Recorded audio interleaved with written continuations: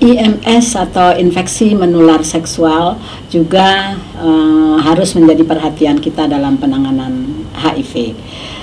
Seringkali karena infeksi HIV-nya sendiri tidak memberikan gejala pada awalnya, seseorang yang melakukan seks yang berisiko tanpa kondom misalnya akan mengalami gejala-gejala infeksi menular seksual. Yang paling sering atau paling mudah diketahui oleh yang bersangkutan adalah kalau dia terkena gonore, ya, atau penyakit GO disebutnya.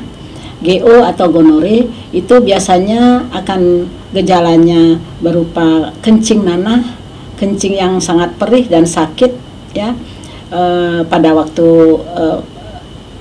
pada kelamin, ya, pada munculnya itu hanya dalam waktu 2 atau 3 hari sampai 5 hari setelah melakukan hubungan seks yang tanpa kondom tadi, yang berisiko. Jadi sangat jelas dikeluhkan oleh yang bersangkutan, dan mungkin dia masih ingat kapan dia terkena oleh gonoria ini. Dan untuk GO atau gonore ini ada obatnya. Jadi seseorang yang mengalami gejala tersebut, kencing nanah, ya, sebaiknya segera berobat. Jangan membeli sendiri obat-obat antibiotik di apotek, ya, walaupun Anda bisa mendapatkannya di apotek, tapi harus diobati karena harus diperiksa dan dia sensitif terhadap beberapa jenis antibiotik, tetapi dosis yang dipakai itu harus tepat. Jadi saran saya adalah harus periksa ke dokter yang bisa memeriksa dan mengobati infeksi menular seksual ini. Kemudian infeksi IMS yang lain adalah sifilis, ya. Sifilis agak berbeda dari GO karena dia kadangkala tidak gejala infeksi primernya itu, infeksi awalnya tidak dirasakan atau tidak diketahui oleh seseorang yang tidak terlalu memperhatikan dirinya. Artinya, padahal ada lecet, tetapi karena lecet pada kelamin itu sangat bersih, ya, sehingga mungkin diperkirakan bukan satu penyakit, tetapi adalah satu akibat mungkin terluka oleh hal-hal di luar hubungan seksual. Jadi seringkali itu akan terlewati begitu saja, dan fase infeksi primer dari sifilis ini bisa sembuh sendiri tanpa diobati, ya. Sebenarnya yang sembuh adalah luka lecetnya, ya, lecet pada kelamin itu sembuh. Tapi sebenarnya kuman-kuman sifilis atau yang namanya spiroheta atau treponema pallida sebagai penyebabnya itu masuk ke dalam darah dan justru beredar ke seluruh organ tubuh melalui peredaran darah, ya.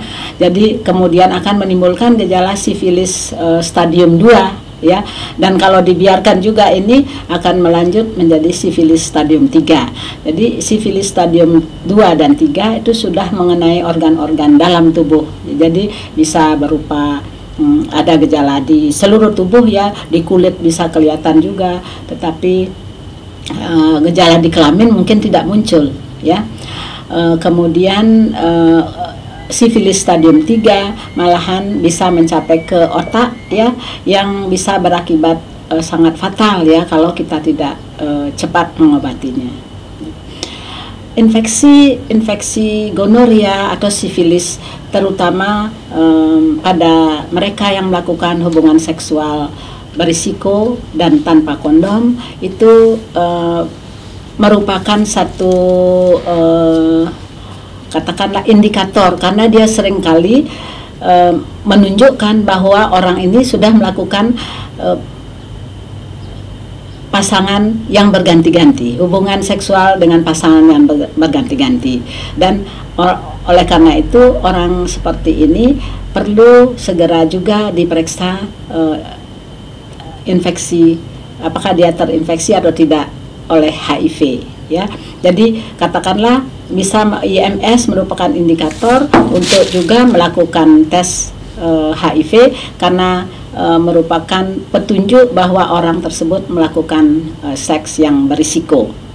Ya. Pada perempuan, gejala tersebut seringkali tidak terlalu jelas, ya. Mungkin pada laki-laki gejala kencing nanahnya sangat jelas diderita oleh orang tersebut, tapi pada perempuan seringkali gejala keputihan dan nyeri waktu kencing pada kelamin itu disalahkan dengan mungkin ada keputihan biasa, ya, padahal saat itu bukan keputihan biasa, ya. Keputihan yang keluar atau sekret atau fluor albus namanya, itu merupakan satu gejala penyakit oleh karena infeksi gonore pada perempuan tersebut. Apalagi penyakit sifilis, seringkali sifilis pada perempuan tidak terdiagnosanya itu terlambat, ya. Atau mungkin kalau kita bisa menemukan perempuan pada stadium awal, itu adalah karena dia merupakan pasangan dari laki-laki yang terkena sifilis.